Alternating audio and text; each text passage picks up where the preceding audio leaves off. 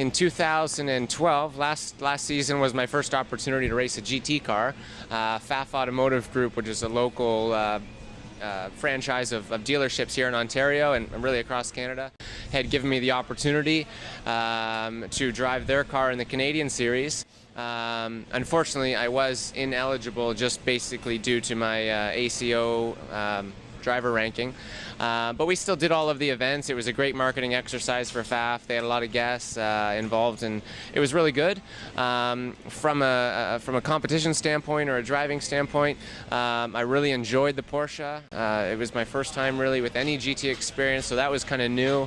But I knew most of the Canadian circuits, so that was nice. But yeah, it was really successful. You know, unofficially, we won all of the races, and thankfully, that's what sparked some interest from Porsche Motorsport. And I was invited to a test in Alabama, where there was 3 other Americans invited to. That was like a 2-day test, both mentally and also your skills behind the wheel.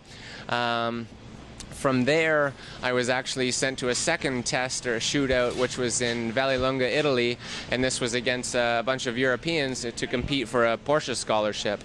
I didn't win the scholarship, unfortunately, but I was sat down afterwards and kind of given some firm advice to pursue an opportunity or a career with Porsche.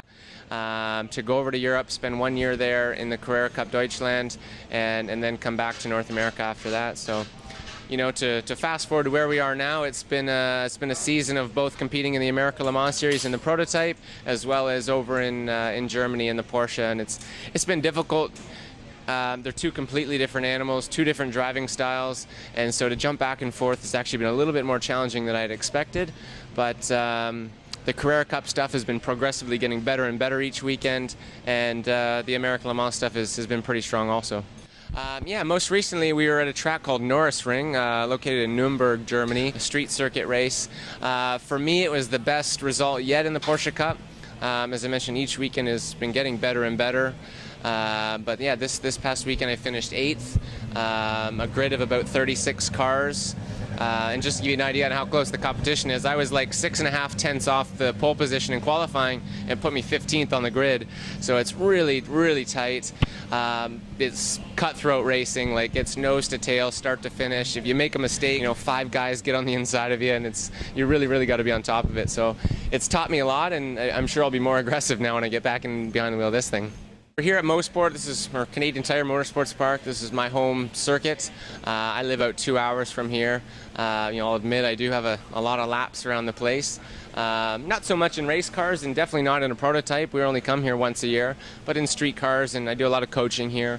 It's a unique place. It's very old school, as everybody will tell you. It's really it's extremely fast, lots of elevation change, and it's a tricky circuit. I mean, to really be on top of, you got to have a lot of confidence in yourself and in the car to put a quick lap in.